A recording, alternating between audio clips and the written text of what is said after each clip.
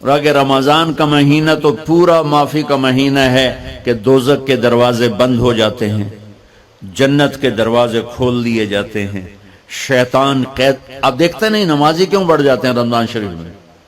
کہ وہ نامراد قید ہو جاتے.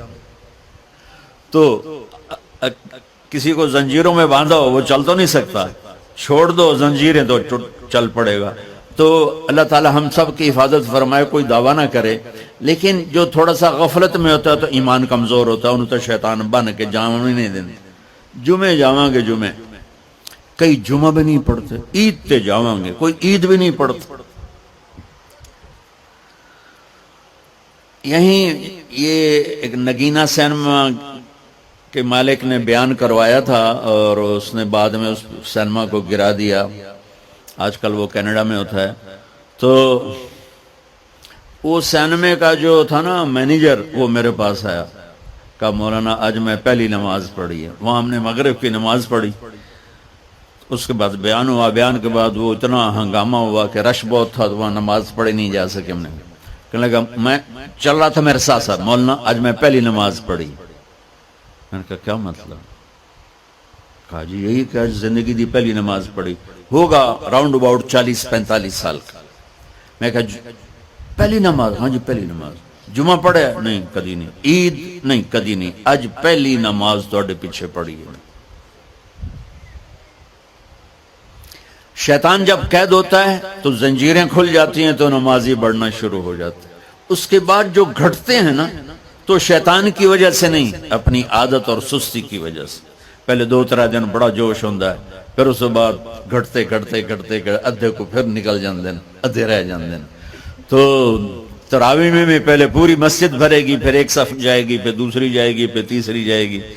تو بھائیو یہ رمضان آ رہا ہے، دیکھو میں ہاتھ جوڑتا ہوں، نماز 5 وقت سارا سال فرض ہے، لیکن روزے کی برکت سے کیا ہوتا ہے؟ شیطان قید ہو جاتا ہے تو وہ سارے بھاگے آ رہے ہوتے ہیں. اللہ سے مانگ لو اس رمضان میں کہ یا اللہ ایسی توفیق دے کہ موت تک نماز نہ چھوٹ.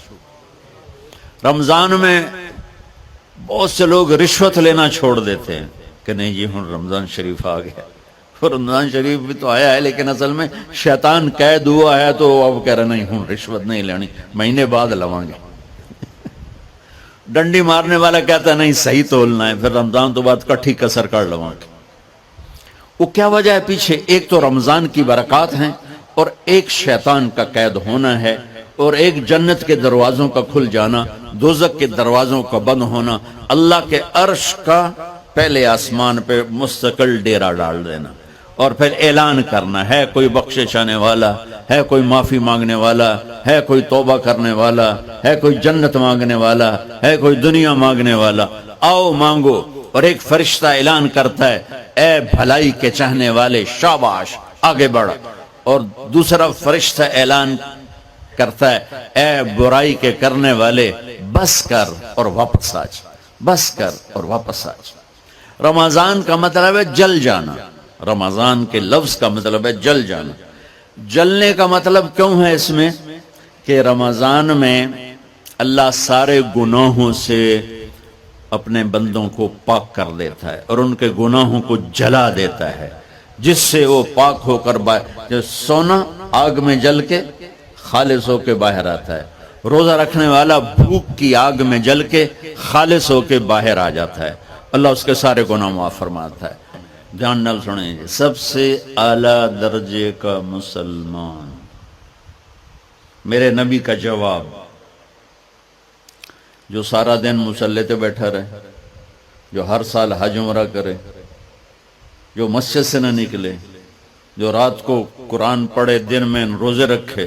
نہیں، سنو غور سے سنو. من سلم المسلمون لسانہ ویدہ، سب سے اعلیٰ درجے کا مسلمان فیصلہ بات کا وہ ہے جو اپنے مسلمانوں کو تکلیف نہ پہنچائے، جو ہاتھ اور زبان سے کسی کو تکلیف نہ پہنچائے، وہ سب سے اعلیٰ درجے کا مسلمان ہے. سبحان اللہ، کیا بات. میرے نبی سے ایک صحابی نے پوچھا یا رسول اللہ، ہمارے محلے میں ایک خاتون رہتی ہے، رات کو تہجد پڑھتی ہے، دن میں روزے رکھتی ہے، پر اس کی زبان بہت سخت ہے، بہت بےزتی کرتی. اب نے کہا جہنم میں جائے گی.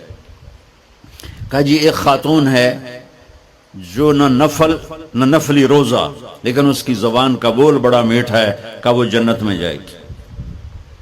تو سب سے اعلیٰ درجے کا مسلمان کون ہے جو کسی کو تکلیف نہ پہنچائے؟ پھر اس نے پوچھا ای الایمان افضل، سب سے اعلیٰ درجے کا مومن کون ہے؟ تو آپ نے فرمایا حسن الاخلاق، جس کے اخلاق اچھے ہوں وہ سب سے اعلیٰ درجے کا ایمان والا ہے.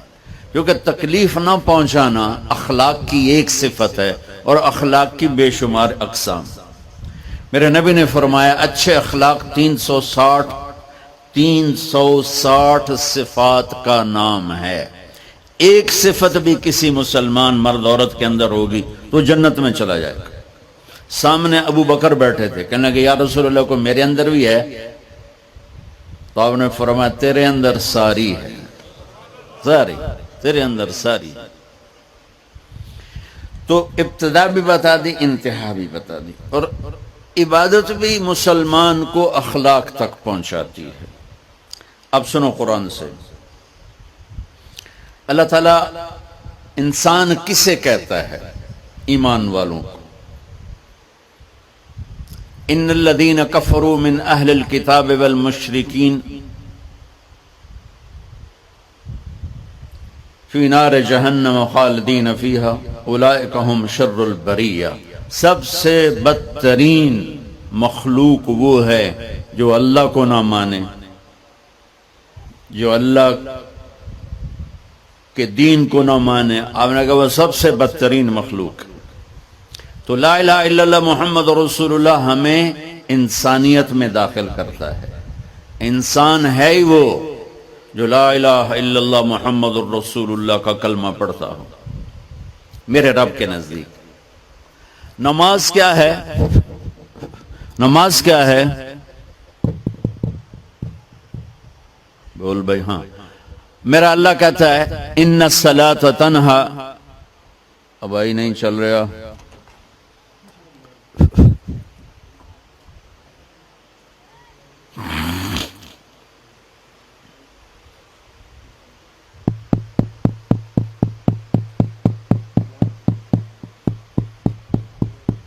تھوڑی آواز ہے.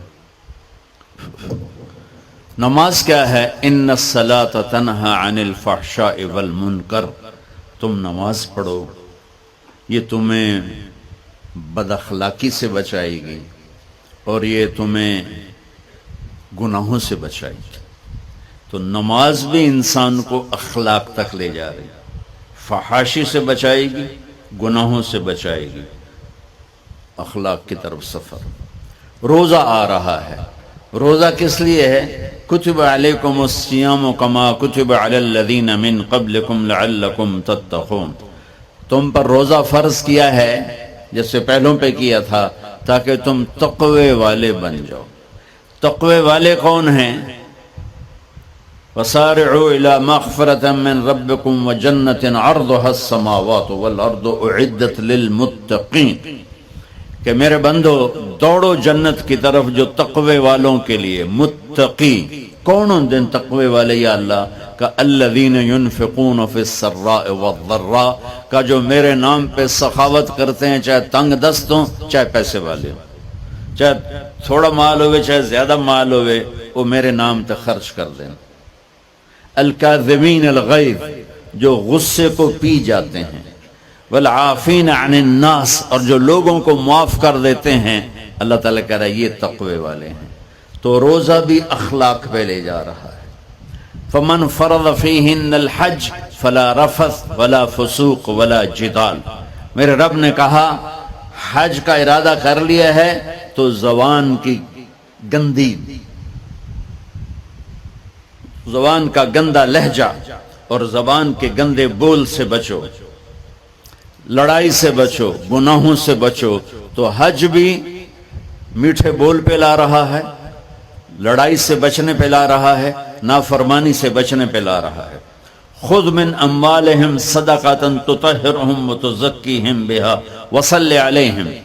میرا رب فرما رہا ہے میرے محبوب ان سے زکوٰۃ لیں اور ان کو پاک کریں اور ان کا تزکیہ کریں، ان کو ایک اچھا انسان بنائیں۔ زکوٰۃ ہو اخلاق بنتے ہیں، روزہ ہو اخلاق بنتے ہیں، حج ہو اخلاق بنتے ہیں، نماز ہو اخلاق بنتے ہیں، کلمہ ہو انسان بنتا ہے۔ یہ اتنا زور کیوں دیا ہے اخلاق پر کہ میرے بھائیو، اچھا معاشرہ جو وجود میں آتا ہے وہ ایک دوسرے کو معاف کرنے سے وجود میں آتا ہے۔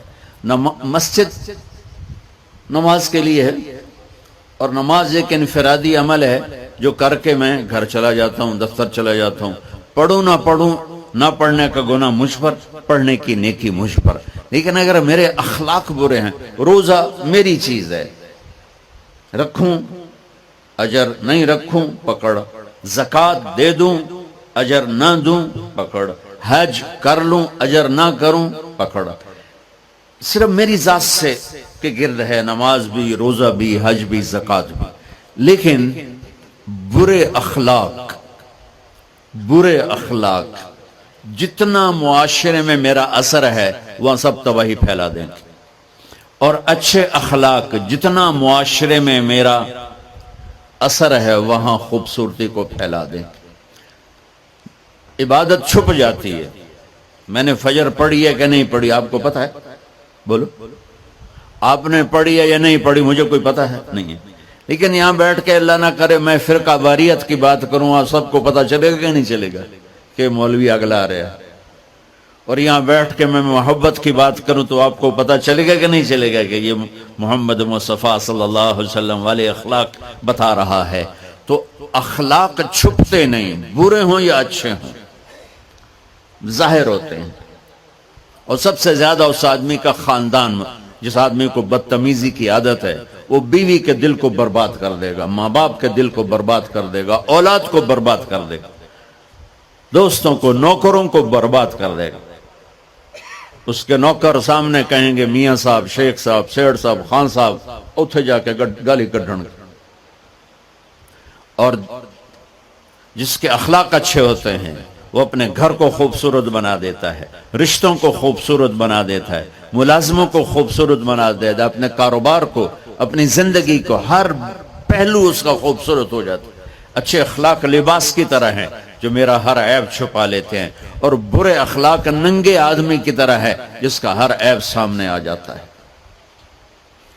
اور اللہ کی رحمت اتنی طاقتور ہے کہ میرا رب فرماتا ہے، یہ تو میں نے 5 غلطیاں بتائی ہیں، لیکن میرا رب فرماتا ہے میرا بندہ میں تجھے عمر بھی دیتا ہوں، طاقت بھی دیتا ہوں، تو اتنے گناہ کر کے زمین فیصل آباد کی سے اٹھا کر آسمان کی چھت کو لگا دے، سوری دنیا گناہ گار ہو جائے نا تو آسمان کیا چاند تک بھی گناہ نہیں جا سکتے۔ اور میرا اللہ کہہ رہا ہے ایک مرد عورت اتنے گناہ کرے کہ آسمان کی چھت کو لگا دے، پھر صرف ایک دفعہ مجھے کہے یا اللہ معاف کر، تو میں سارے ہی معاف کر دوں۔ تو بھائیو یہ رات بھی معافی مانگنے کی ہے۔ تو میرے عزیز و رمضان شریف آ رہا ہے، اپنے دل کو کینت سے صاف کرو، بغض سے صاف کرو، نفرت سے صاف کرو، کسی سے لڑے ہوئے ہو اللہ کے واسطے صلح کر لو، یہ لڑنے کی جگہ نہیں ہے، محبت کر کے جاؤ تو اللہ بڑے اونچے عالی درجات نصیب فرمائے گا۔ اور اللہ تعالیٰ موقع دے تو رمضان میں ایک 3 دن تبلیغ میں اللہ کے راستے میں ضرور لگا لینا۔ تو سارے بھائی نیت کرتے ہو؟ سنتیں پڑھ